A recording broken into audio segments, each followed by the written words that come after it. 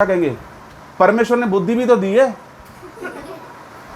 ये बुद्धि भी तो दी है। हाँ भैया, हम तो पागल हैं, पत्थर उठा के मार रहे हैं लोगों, बुद्धि तो है नहीं हमारे अंदर, मतलब मन ही मन में बोलते हैं। परमेश्वर ने बुद्धि भी तो दी है, तो लोग नहीं समझेंगे। लेकिन कुछ लोग ऐसे होते हैं जो हमेशा इन बातों को समझते हैं, क्योंकि लिखा है एक जगह मरियम के विषय में, जब यीशु मसीह मंदिर में था, 8 वर्ष का था, बातें कर रहा था फरीसियों शास्त्रियों से, तो सब लोगों ने उस पर ध्यान दिया। लेकिन वहाँ पर लिखा है लूका की पुस्तक में, मरियम ने इन बातों को अपने हृदय के अंदर रखा, उसको पता था कि इसके बारे में भविष्यवाणी हुई है।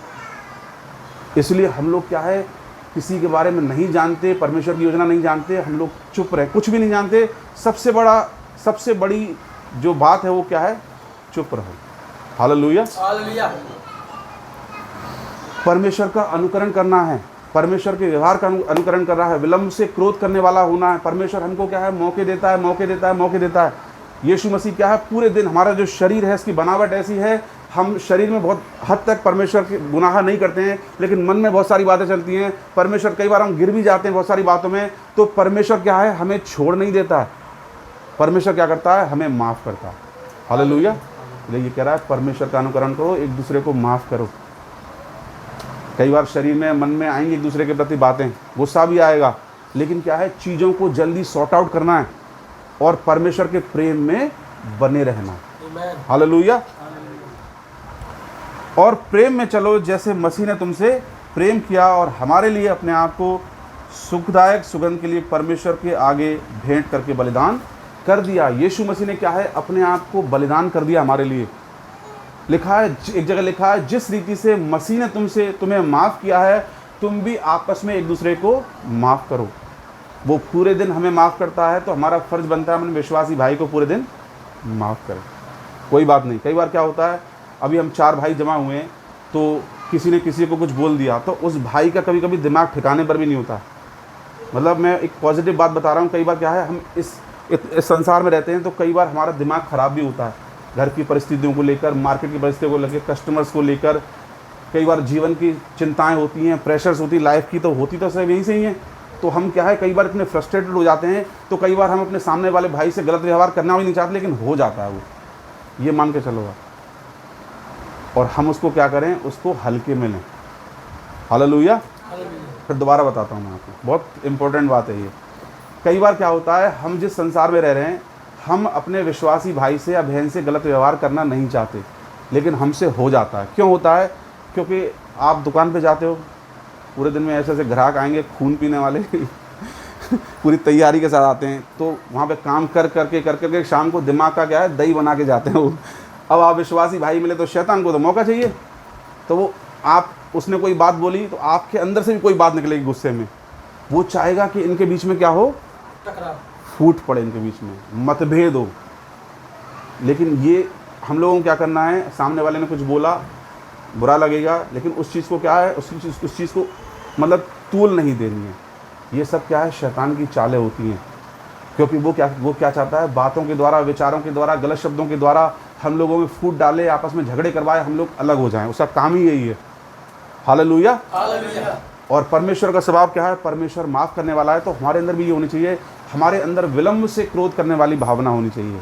कोई बात नहीं, कोई बात नहीं। लिखा है, यीशु मसीह ने जैसे तुम्हें माफ़ किया है, आज ही माफ़ कर रहा है। वो तभी माफ़ किया जब पापी थे, उसने क्रूस पर हमारे लिए जान दी, आज ही प्रतिदिन माफ़ करता है। और जब तक इस शरीर में कुछ ना कुछ गड़बड़ होती रही, वो क्या करता है, उसने माफ़ी का एक अपना चेहरा दिखा के रखा है, मैं तुम्हें माफ़ करता रहूँगा, बस ईमानदारी से आता रहे।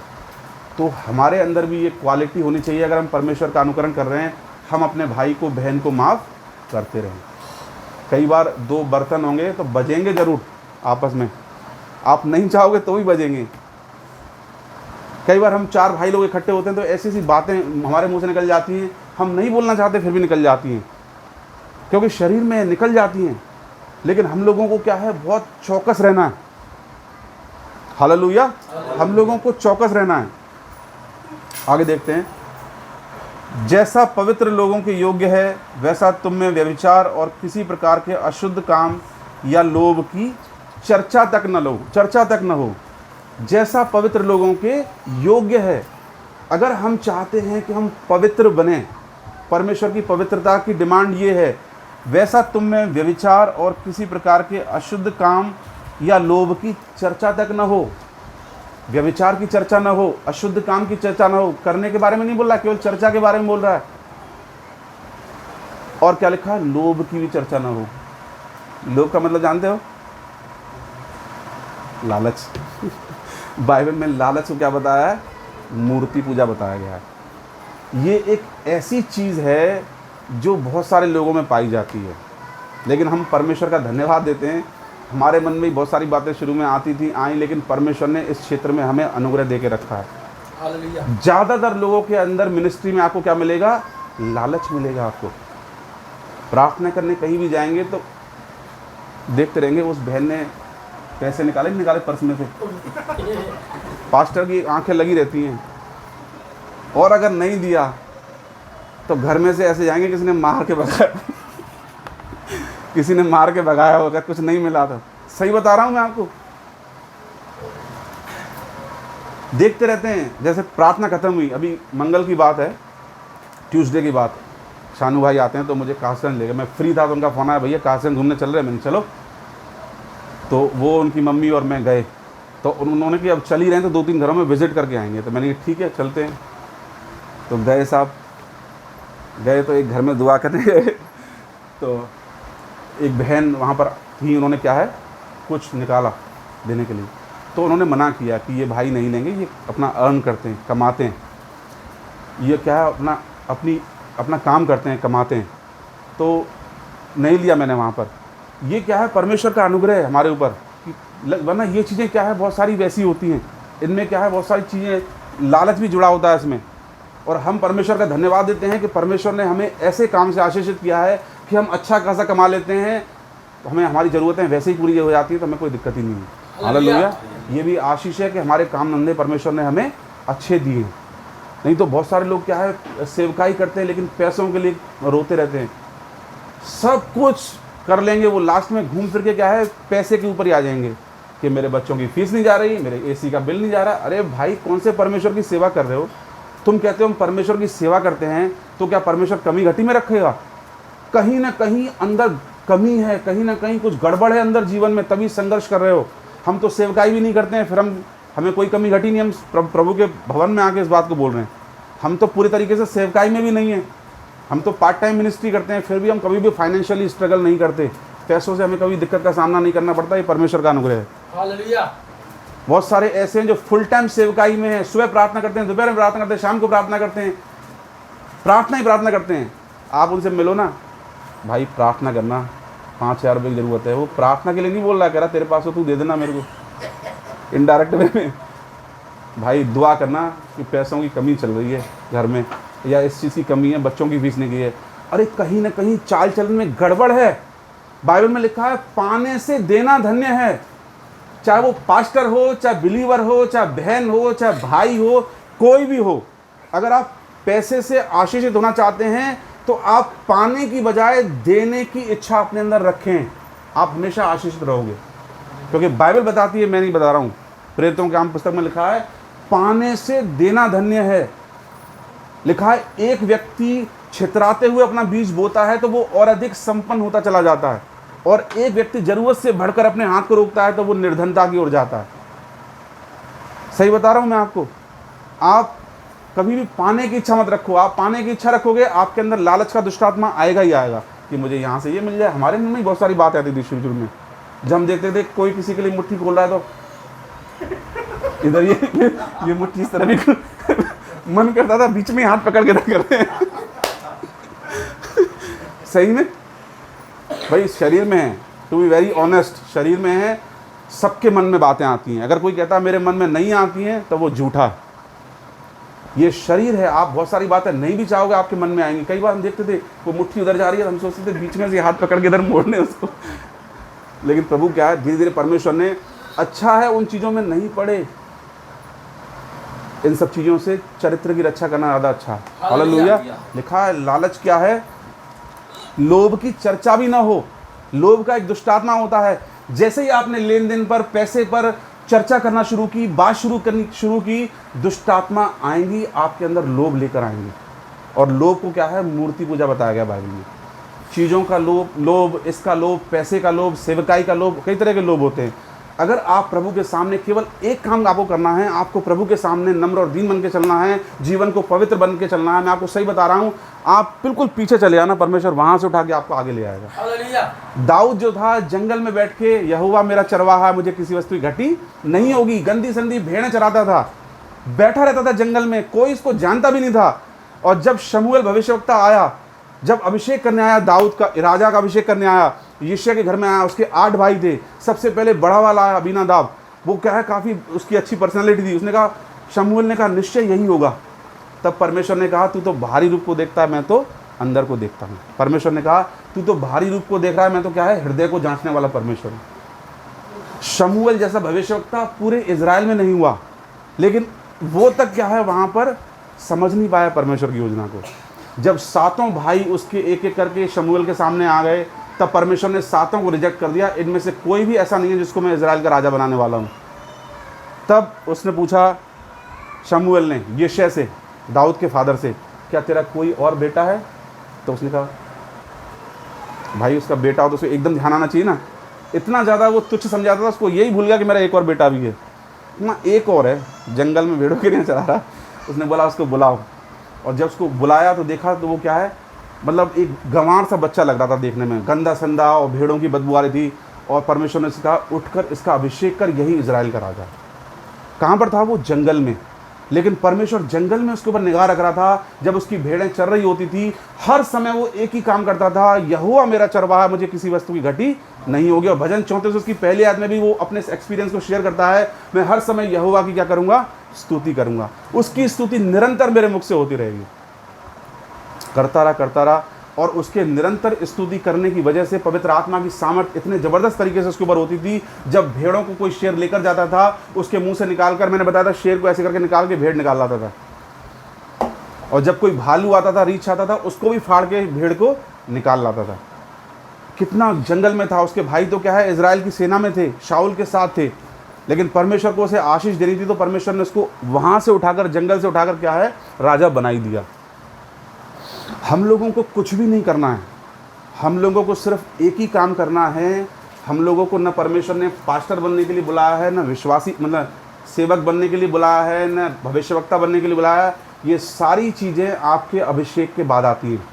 हम लोगों को परमेश्वर ने इसलिए बुलाया है कि सबसे पहले हम क्या है, मसीह के स्वभाव का पीछा करें, अपने चरित्र की रखवाली करें।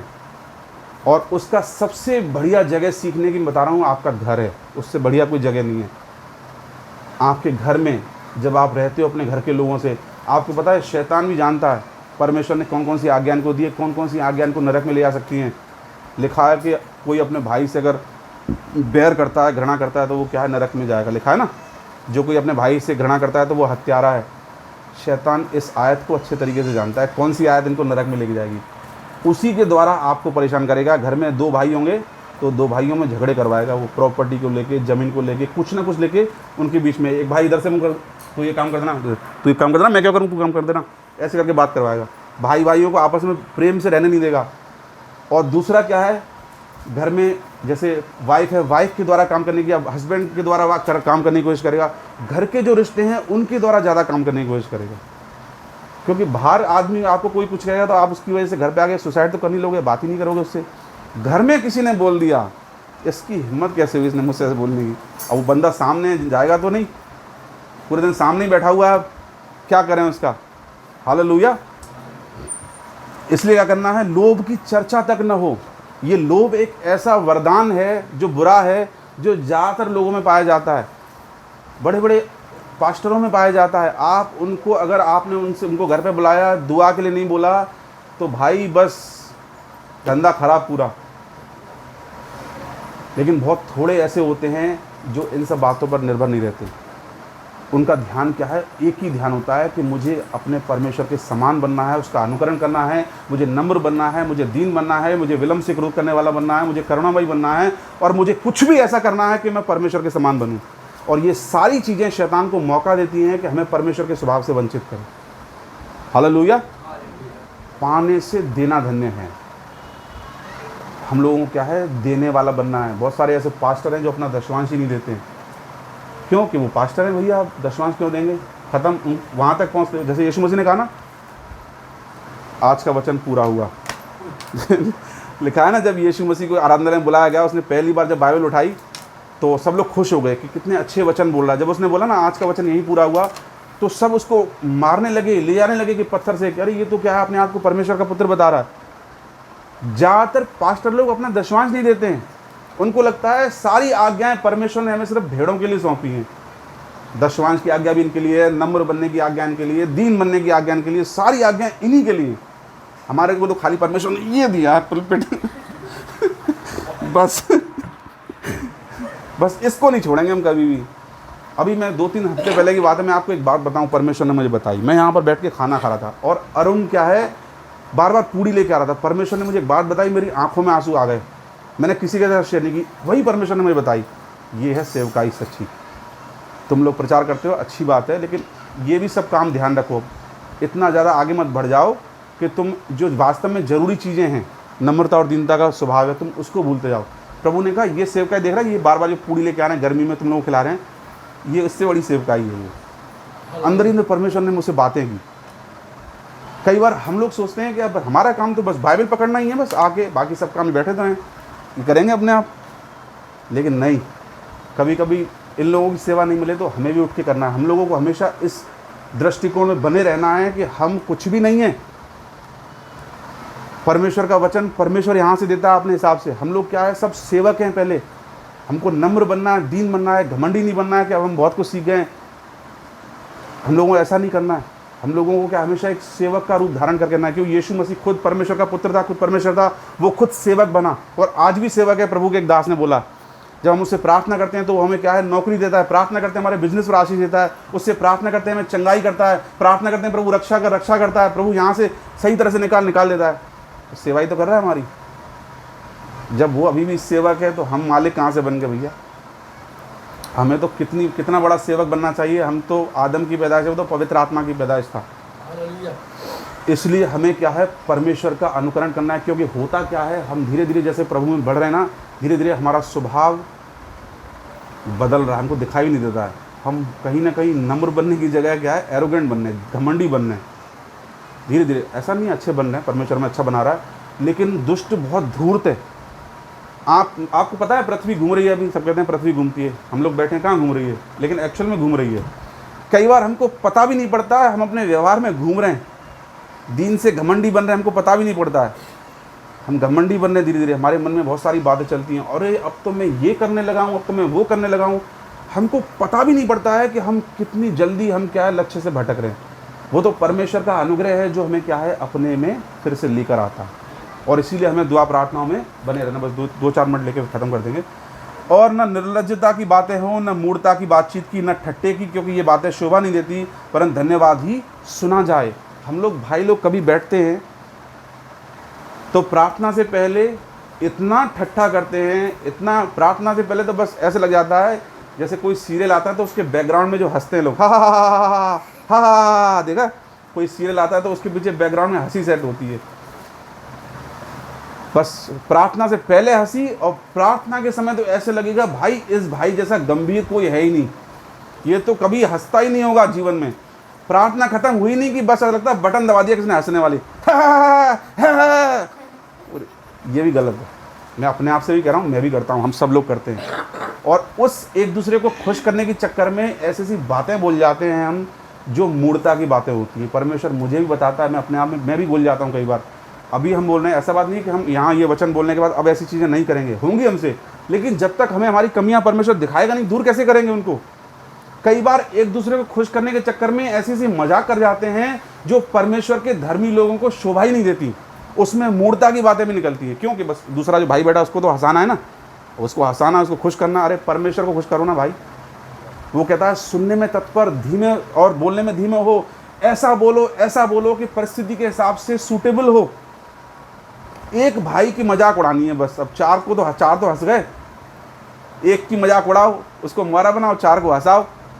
ये सब चीज़ें भी गलत हैं। कई बार मैं ऐसे करता हूँ, ऐसा नहीं मैं नहीं करता हूँ, मैं बहुत करता हूँ कई बार ऐसे। लेकिन परमेश्वर हम सबको करेक्ट कर रहा है। परमेश्वर का अनुकरण करना है तो परमेश्वर के स्वभाव में ये चीज़ें नहीं है।